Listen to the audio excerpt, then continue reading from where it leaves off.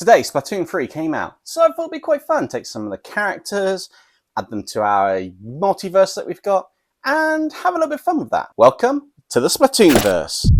Thank you all for gathering here. We've brought you from across the multiverse to share the information you have about creatures known as inklings and octolings. These creatures are from a newly formed universe that we've recently discovered in, well, a pocket dimension that exists within the video game universe we know about. But we've noticed that they've started to escape and form in other dimensions, such as Earth 666, Earth 629, Earth 642, and Earth 183, your respective universes. Our investigations have shown that you've had some experience with them in some shape or form, or whatever you want to describe it as. So we, the Department of Multiversal Matters, have gathered you all in order to find out a bit more about these creatures and what's going on. So basically, you interrupted my genius and, might I add, the building of the latest mech armor for my new client, in order to drag me here and to find out about what? Something I might have created based on one of these ink or octoling things? Sorry pal, but Nexum here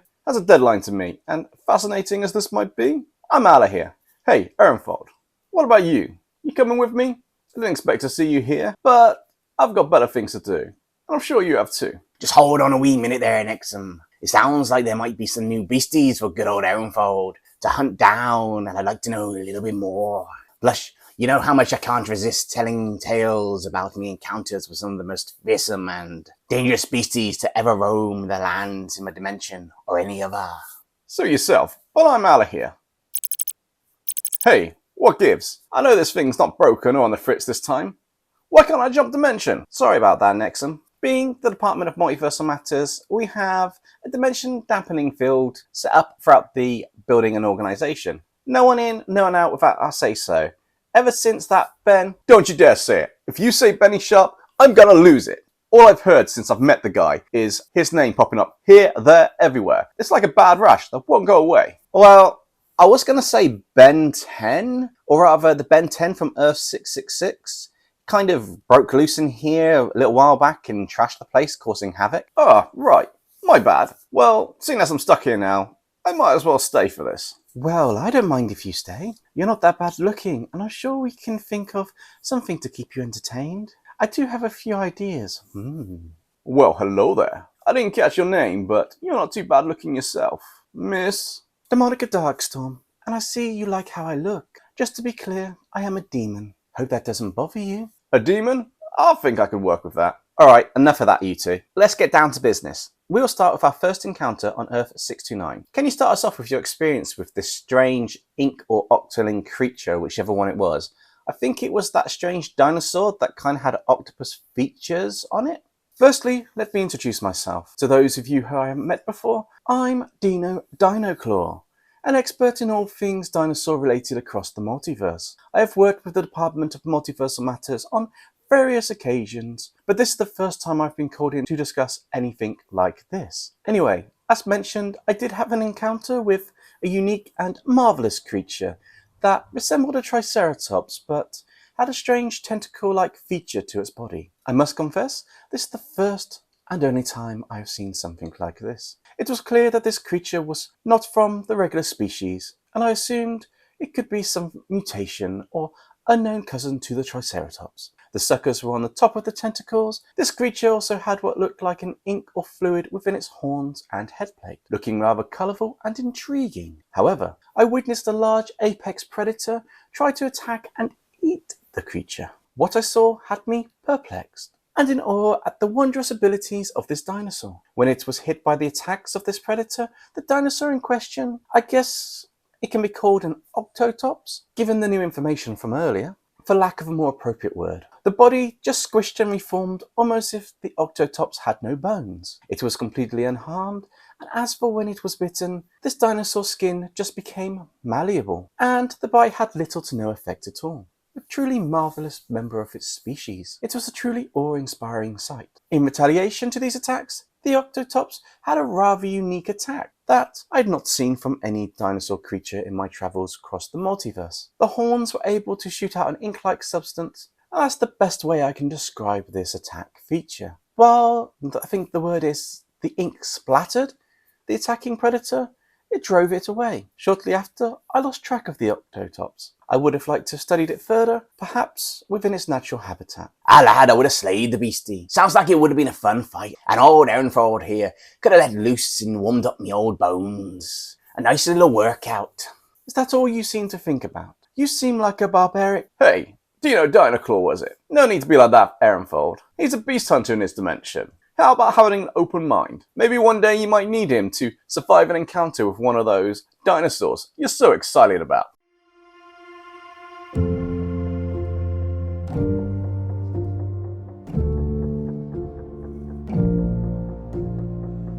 Perhaps. But how about you tell us about your encounter? Nexum, was it? What is it you do? It's a mystery what the Department of Multiversal Matters can gain from your help, but let's hear your tale, shall we? Oh yes, I'm sure one as handsome as yourself. Wouldn't mind telling me your encounter? I'd love to hear more. Won't you indulge me, Nexum darling? Well, since you put it that way, how can I refuse a request of such an enchanting and, dare I say, amazing woman like yourself? Oh, and to answer your question, pal, the name's Nexum, and as I said earlier, I'm the best darn mech armor creator in the multiverse. Maybe you should listen earlier, instead of doing whatever it was you're doing. Maybe just looking down on us all, who knows? Not that I care, really. Well, I do, but I don't. Anywho, back to the matter of hand. I visited a strange universe filled with people who had a similar tentacle thing on their heads. For hair, I think it was. I ended up in a city called Inkopolis, a kind of chaotic city that was in a region called the Splatlands. To be honest, I kind of liked the name. It had a catchy ring to it. A city of chaos. That sounds absolutely wonderful. Well, that's if you like that type of thing. But the thing that I had to do here was work within the laws of this universe. Apparently, those who landed on ink that was not the same colour as them were inhibited or immobilised. It was a bit strange, but I also found I was subject to this. Well, to a small degree. Still, I had to find a way out of there. My dimensional doohickey was hit by one of those ink splats and kinda went on the fritz. I had to find parts to fix it. That was when I found I had to go to a place called Splatsville. Again, had a nice ring to it. Another place referred to as a City of Chaos. It was far away from this Inkopolis place I'd landed in. Apparently, rumour had it, the part I needed was there. It was at that point I took inspiration from the people of this city and created a new mech armour to survive the journey across the Splatlands. You see, the Splatlands are a barren, dry desert. So I created an armour that can change colour in order to be able to move freely on any ink that I encountered.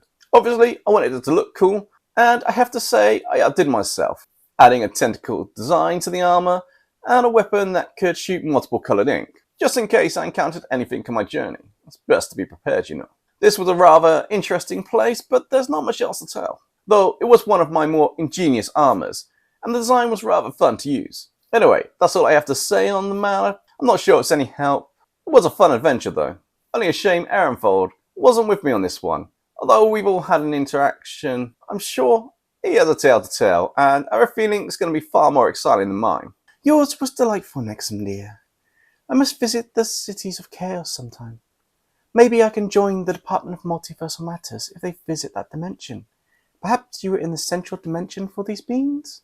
I have to say, Nexum, that was rather intriguing a story, and I seem to have been wrong about how much you had to offer. Although, I still think Erronfold is barbaric.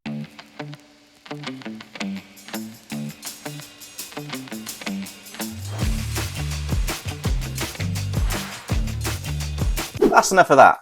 Nexum and Demonica, will you stop flirting for 5 minutes so we can finish this briefing? We've all got things to do. Demonica, you're up next. There was a demon form of, was it an Agent 8, the record said? I think it was in one of your reports. Do you remember anything about it? That's right. It's about time we heard about your encounter. I'm sure it's going to be a tale as charming as you are. How about you tell us, Demonica, about this encounter of yours? Thank you, darling. But a charming tale will depend on your perspective. You see, I deal with demonology within the Department of Multiversal Matters, and I'm an expert in all the demons of Earth 666. But there's one demonic creature that was a counterpart to this Agent 8, I believe. This one was definitely an interesting creature, and it was an octoling. However, the parts that had tentacles were able to expand in length, and the suckers were on top of the tentacles, not underneath them. There were spikes on the underside, and the colour was a reddish pink with a bit of an orangey glow. This demonic creature is just a soldier for its racist army, although something went wrong with the Kalamale incantation, and instead of this counterpart to Agent 8 joining the demonic inklings, her hatred for the race grew more and more, and as it grew she began to gain more and more power. This deep hatred had made Agent 8 insane when seeing a squid-like object or creature, instantly having to destroy it or the area it has been in. The demonic form of Agent 8 also has blue glowing eyes with an 8 in the pupil. This demon is a mixture between most likely a kraken and a humanoid. With a beak that can break through most objects on one hand, the main attack of this one is an ink-based attack with 2 abilities. The first is similar to those that Nexum told about in his tale, and it can immobilize anything it hits, not of the same colour. The second is far more deadlier, and not only will it bind whatever it hits to an object near it, it will slowly start to dissolve them until there is nothing left. Of course, this acidic ink will not hurt the demon itself, but it does have a weakness. If you can get past this extremely flexible body, due to the lack of solid bones, there is a solid mass acting like a skeleton. This creature also has one last attack, however, it is a last resort and a rather unique and troublesome one. Nexum darling, would you like to hear what this is, or shall I stop here? Hopefully this is a charming tale to you. Well, Demonica, it is a rather unique tale and it does have its own charm, but I am curious about its final attack. Maybe it's something I can add to a future armor design. That being said, who knows, maybe one day I can make an armor for you as well. But do tell. I've never been able to resist a handsome man. Okay, I'll tell you all. This demon form of Agent 8 has a final attack. Well, I say final attack, it depends on how many times it has been used. This creature has several demonic hearts, meaning it can regenerate at the cost of one of its hearts from total obliteration. This creature stores up energy and mixes it with its ink, causing a massive explosion, destroying everything within a 500 meter radius. As for the amount of hearts this creature has, I cannot tell you that for now. Well, that is a final attack, alright. It's giving me an idea for a new mech armor. I must show you my thanks sometime, Demonica.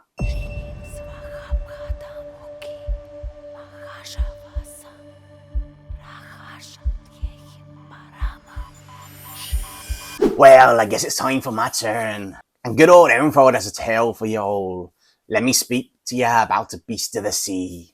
One that I have the displeasure, well, pleasure for me and displeasure for many an adventurer. This beastie was like a merfolk, had spawned from the depths of hell. Pardon the phrase, my dear, although being a demon, I'd like to spar with you. And maybe battle some of the beasties from your dimension. Earth 666, was it? It's been a while since good old Erronfold here has had a battle with a powerful demon or a temptress such as yourself. It would be a shame to miss such a fine opportunity. Is that all you ever think about? Fighting and killing things? How pedantic. Hey, Dinoclaw, you're not really into people, are you? Or do you just feel intimidated by Erronfold? I just don't have time for those who are barbaric. Speaking of intimidated, Nexum, I see that this Benny Sharp fellow gets right under your skin. A bit of a complex there I say? Now lads, as much as I'd like to see you tussle and fight it out, it's my turn to talk and tell you about this beastie that was encountered, and I must say this was one of my more troublesome battles. Mainly because this one could survive in water, and as you know, creatures that can do this have an advantage due to that little thing we like to call needing air to breathe for us land-dwelling folk. However, that wasn't something good old Erronfold was going to let get the best of him. I took my spear and dove into the waters, chasing this merfolk to an underwater cave where there's thankfully a pocket of air. A bit stale, but more than good enough to breathe. That's when I saw this merfolk that looked like nothing those I'd encountered before. It too had tentacles, but also was surrounded by some form of squid-like creature as if it were minions. These creatures could fly through the air. Kind of puzzled me a little bit. As they came at me, I swung for them, and they exploded, covering myself in a coloured ink the same colour as their bodies. Not sure if this ink was the same as you said about colours and stopping you in your tracks, but this one was viscous, and once it hit, stuck my foot to the spot. Next thing I knew, this beastie launched a tentacle at me, so I threw my spear, aimed good and true, and it just slid off the creature, with little or no effort at all. So I pulled out my dagger, looking for some close quarter fighting and to slay the beast. Does that mean you have the body or part of the body we can study, Erronfold? Afraid not, lad. You see, as I drew me dagger, I was hit by the tentacle and sent flying across the cave, into the wall behind me. Unfortunately, I'm a wee bit embarrassed to say, but the blow was so fierce, and I think that the ink played a part in it too. Good old Erronfold here was knocked out for the count. When I came to, the creature was gone. A bit disappointing, as I was about to slay the beastie. That's a shame. It would have been ideal to have studied one of them in more detail. So, Erronfold, finally met a creature that got the better of you. Maybe I should make you one of my armors to help you out in your old age. Ha! Funny, Nexum. Very funny. By the way, isn't that Benny sharp fella stood behind you over there? Huh? Where?